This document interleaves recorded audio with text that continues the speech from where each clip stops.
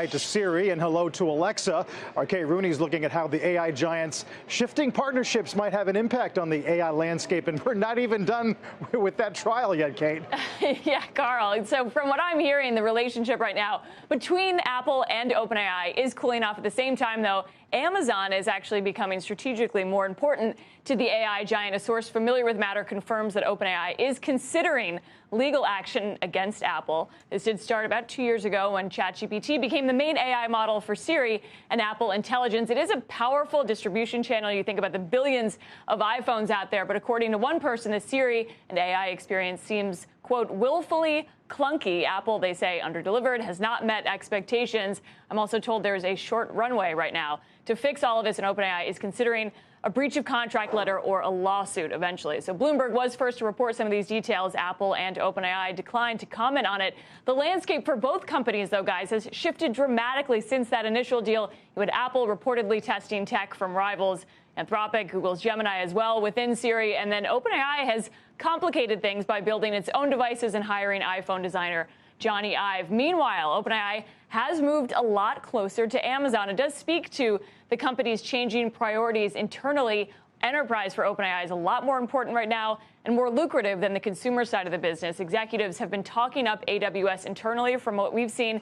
Their chief revenue officer, Denise Dresser, earlier in the year in a memo that we saw said demand thanks to that Amazon partnership has been frankly staggering, as she put it. Amazon also investing up to $50 billion in OpenAI as part of their deal and providing compute. ChatGPT could also help with some of the heavy lifting on Alexa's AI revamp that we've talked about. This was hinted in that initial partnership announcement and deal. Alexa has 600 million devices out there, guys. What is OpenAI working on with Johnny Ives? Do we know?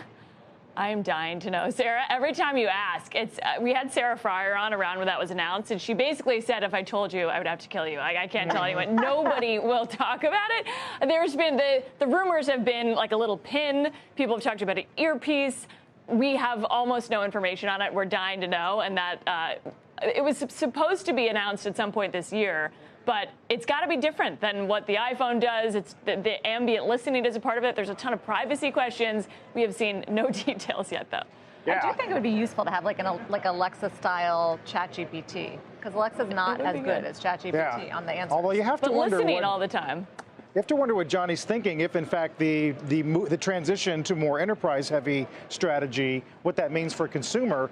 I wonder, is the Valley ready for another legal dispute with another party? Yes. There's been so much interest in this current case that I think they would welcome it based on the interest. But right. Yeah, OpenAI, though, maybe not. Okay, pretty fascinating. What a week you've had. What a couple of weeks. Kate Rooney covering OpenAI.